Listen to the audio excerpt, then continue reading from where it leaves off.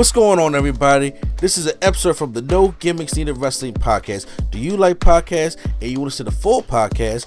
Make sure you check out the No Gimmicks Needed Wrestling podcast on all your podcast platforms, such as Apple Podcasts, Google Podcasts, Stitcher, Spotify, iHeartRadio, among many others. But you're listening to the episode right here on YouTube, so make sure you hit that like button and below, and make sure you hit the subscribe button to NC Studios and NC Level Up for all your gaming needs. This is the Nerd Coalition. Enjoy the show. Now, we talked about the great week that WWE had. Let's talk about the bad week that AEW had. Because this past week on Dynamite, I had to take almost like a double take. Because Dynamite had its lowest viewership ever since the show started 5 years ago. And they came in, and this was a debut of like MJF's first match back since being injured and everything like that. And they only got 502,000 viewers on a 0.16 rated in the 18 to 49-year-old demographic. Those are well behind NXT that got 724,000. With a .26, their new record lows for AEW's longest running show in its regular time slot. This wasn't Rampage. This wasn't Collision. This was their flagship show. This is their Monday Night Raw. And this got the lowest ratings that it is. So, everybody automatically thinking like, well, what the fuck is going on? Like, what happened? Well, there were a lot of contributing factors, but once again, you can't just blame it all on just all these factors, because I heard Salamaster say this, which makes a point. He said that Big Bang Theory is the one that usually comes on first, that leads into Dynamite, and they usually get the overflow of the Big Bang Theory audience because it just goes right off after Dynamite, so that the numbers be a little bit higher at the peak. They had premiered the Black Panther movie, so they didn't get as much viewership than there was NBA Finals and Olympic trials and all that other kind of stuff like that. Then of course it was on Juneteenth. It's a possibility that everybody was going to watch the Kendrick concert on Amazon Prime. Shit, I would have over Dynamite. So there are a lot of things, because that pop-out concert did well. So those are all complete possibility, but these are some alarming things. Will the number bounce back? It should. But these are some alarming numbers for AEW. What is it about the product now? What is it that you think that AEW has done or is not doing? Because you recently went to one of these shows, correct? You and your cousin? Yeah, that was about a month ago, right? Oh, that was whatever show Tony Khan got beat up on. Okay, so that show. The NFL draft was, I forgot April. how many, April. All right, so that's probably when this happened. So you probably went around April, man. I have the time I text you, so I can always look in there, but I just don't feel like it right now. But however, that's the time y'all went. Now, just explain to me the experiences, and you've seen the show live. Is it something that you feel as though, as a fan, they need to do, or something that needs to pop off? Like, what do you think is going on with AEW right now that they're in this slump? Like this is a low number, especially when they have TV rights agreements coming up this year.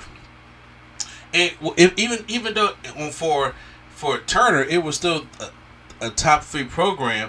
But still, those numbers, if you want to try to get a good deal and get some good money from Warner Brothers Discovery, you gotta be able to deliver that. Your flagship show can't even crack 800,000, 900,000 that it used to. What's been going on? So, real quick, I think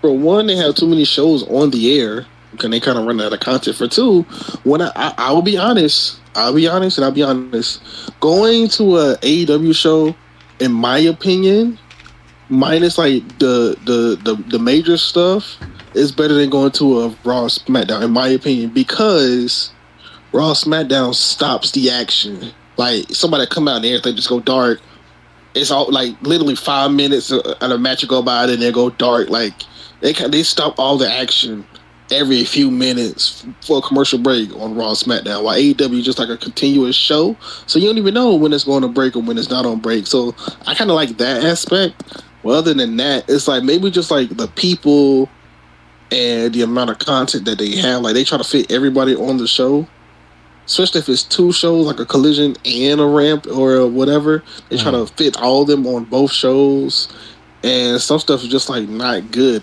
in between. I think. Well, first off, WWE, they don't go dark anymore. I mean, during COVID they did, but they don't. No, I'm talking about no. They go dark. I went to 2 shows recently. It's like somebody come out in the middle of the entrance, the lights will go out, and then they'll play like the commercial, and then they'll just be waiting, or like during. Okay. To be fair, when it comes to entrances and promos, they do that. I'm talking about matches. Yeah, they still but that's be wrestling through the commercial. No, not matches. Matches they'll still be down, but I'm saying like as far as like the show, you could tell in a WWE commercial, you could tell like the show has stopped. Like we're stopping here, and this is it. Like the show stops. AEW, the show is continuous, so you just just like a whole show. While WWE, because like I went with my I don't even know how old he is, 6 or 7, nephew, and he not to say he said it was boring, but like when the show stops or it slows down, he's kind of like losing interest in it because it's not nothing happening. Mm-hmm. That's just all I'm saying from a if a kid was going to a show, he probably would rather go to something where it's just more happening, because it's like they have a match. Lights go out, go dark. Promo come out, lights go out, go dark. Somebody else interrupt them, lights go out, go dark. It's just like go out, go dark every few minutes. You could tell that they're on commercial. Mm-hmm. But they have interesting stuff going on throughout, which sometimes AEW does not have. They have nonstop action and stuff, but sometimes you get like, sometimes it's like, all right, I don't want to see like Shibata and Danielson slapping each other for 5 minutes straight, or other stuff that they do sometimes. Like sometimes it's cool to have action, but the action that they're doing is just not hitting sometimes as well. Yeah, I get that also. I also think that, because once again I'm gonna get killed for making this kind of comment, but but honestly, they don't have any hot storylines right now. And right now, they don't, because, like, for example, Swerve not in no good storyline. Yeah, and not he's really in a storyline at all. Yeah. Joe was just a champion. Now Joe was like in a trio tag team, which is okay.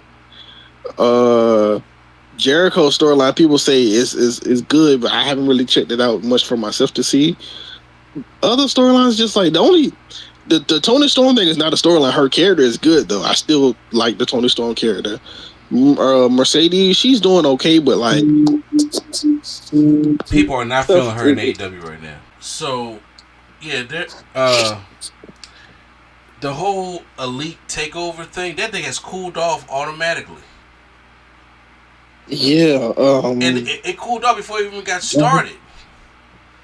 Don't know how to feel about Okada being reduced to something that's not greatness, but I agree. I mean the whole elite stuff was to help probably get Jack Perry over, and get Okada's already Okada, but also, and then around this time it has been a thing that people don't really tune into AEW around this time, because we're at the Forbidden Door pay-per-view, which means storylines not going to happen after Forbidden Door anyway. So why would they even come and watch it? But I'll watch later. So I mean, those are possibilities also, but the storylines ain't hot, and I really think that Tony Khan cannot just appeal to the diehard fan base. He can't appeal to the indie fan base and the pure wrestlers fan base. You have to find a way to suck in them casual fans. It's like this. If I ask Lady Sketch to turn on Dynamite, she don't know who the New Japan people are. Mm-hmm.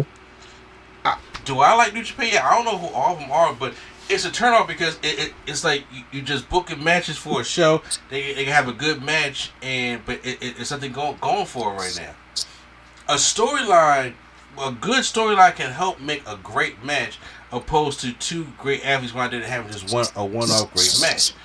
Can that happen? Yes, but it's better when there's some heat behind it. And Tony Khan don't put a lot of heat behind his matches. He just be booking matches like, hey, Swerve got this championship eliminator match or his championship matchup against who? Why? Why isn't your top champion in a major storyline right now? Why does he have top contenders? And it's like, and then you got Wembley Stadium coming up. Y'all put 80,000 people in there last year. There's no way y'all getting that number now. No way. Unless you really make some kind of changes, because right now I have not watched Dynamite in the past 2 weeks, but I do check out. I try to check out the clips and the stuff like that from the internet. And the one thing I have not heard about in the past 2 weeks is this Elite story. I didn't even know they had one. Well, yes, you did, because you was watching it. You was there live when they put Tony Khan on his head. That's the storyline. That the Elite takeover. They trying to be like NWO I did, and they not doing a good job. Yeah, and they try to capitalize on the Jack Perry thing, and nothing. It's not working. I think you need a major overhaul at AEW. You need to get some writers, get some people that know wrestling, and change up the format. Is it going to piss off the diehards? Sure. But you got to bring them casuals, man. You got to give something for people and kids and things to sink is wrestling to sink their teeth into. I'm not saying do Doink the Clown. You got to give an interesting story. You got to give me a reason to hate the Young Bucks other than personal shit. You got to give me a reason to hate Jack Perry opposed to just off the heels of CM Punk was not even in your company anymore. Give Okada a reason to be deadly opposed to what he's doing now. You can really make that shit. Honestly, you might as well take the Young Bucks out the storyline, and you could probably find something to do with them, because as of right now, it's boring. The reason why we had that successful week on WWE that last week is because of the Y6. They've been teasing that and doing the QR codes for months. Weeks to build up for that. We all getting hyped over Bo Dallas. But this is Bo Leave here. This B team.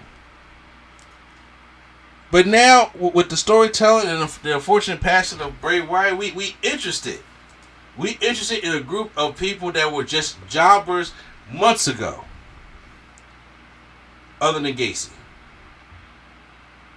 When it comes to Joe Hendry, all the stuff that he's been doing in TNA, storytelling. It makes you into him, right? Yeah. No, storytelling makes it all the more better. Yeah, the whole bloodline, so that when it needs a shot in the arm or something, this thing, AEW needs a big shot in the arm, and I'm gonna say this right now. It ain't Shane McMahon. Did you hear that report? I heard it, but it wasn't gonna be. Bro, they not letting Shane. No, it's not gonna be Shane. It wasn't gonna be Shane anyway. So I don't even know if people believe that. I don't know why people believe that can't give it that quote unquote shot in the head. Yeah, okay. I don't know why people start going around with this rumor talking about Shane McMahon could be going over to AEW because his contract is up in WWE right now.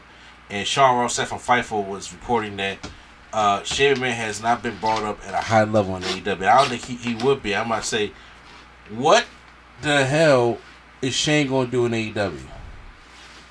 The same thing he did to the Royal Rumble? Exactly. No, that's not. That's doing Dixie Carter shit, and you don't want to do Dixie Carter shit when he brought in Hogan and Bischoff, who just tried to turn TNA into WCW 2.0 and got destroyed. You gotta learn how to be your own thing, and Shane ain't gonna bring that to your company if that's what you trying to imply. You don't want to have Shane as no fucking performer. It's like, you know, I don't know. What You don't want him as a performer after that 5-star classic he performed at WrestleMania? Be 39, the one he tore his quad? Yes. Yes. Where Snoop Dogg had to come out and perform that 5-star classic? That was a 5-star classic. Yeah, no. Shane versus Miz at Mania Part 2.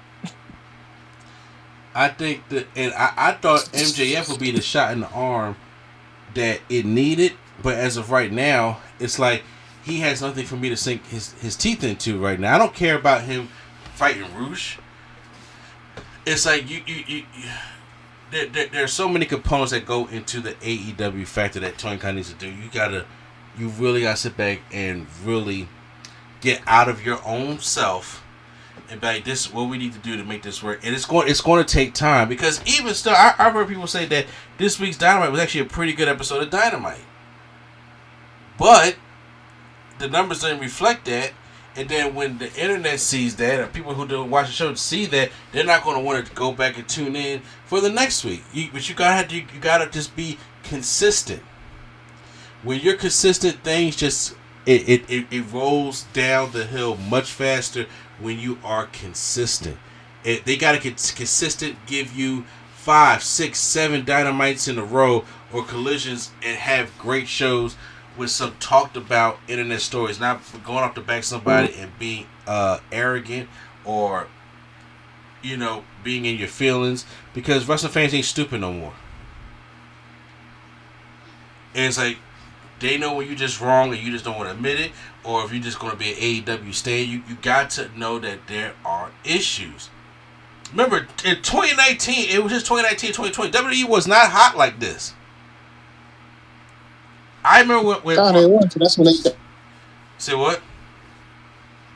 That's when they said that apology. That's when they had that apology. Remember, they were like, "We're sorry for not listening. We're gonna listen to the fans." Yeah. What was that? Which they still didn't listen do. to all the fans. Which they still didn't do, because it was Vince, and they what they did was they fed off the fear of the boogeyman. The boogeyman ain't there no more. Hell, see like TNA getting more play than y'all doing. And TNA just doing their own thing.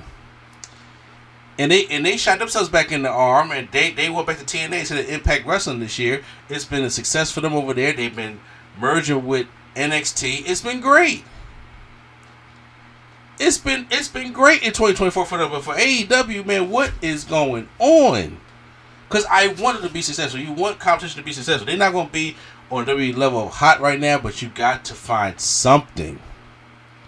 You got to pull people back. You know, there's just some things you got to do, and you can't just appeal to one audience. You got to go for the masses, because the masses is the one that gives you the money. Yeah. They gotta start, but then again, they're not really building more people, because like they built MJF, yeah, but it's like they kind of built Swerve, yeah, but it's like other people they not building from the ground up, because they had all the people that came in, so nobody's really getting built up. Like they quote unquote building Ospreay, but like I'm not trying to see Ospreay beat Swerve yet. Swerve just became Swerve, so yeah. And once again, it looked like they're going off the merit that Ospreay's really good.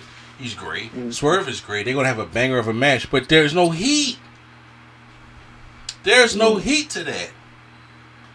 Give us a reason to have these matches. Give us some heat. They have no heat to these matches, man.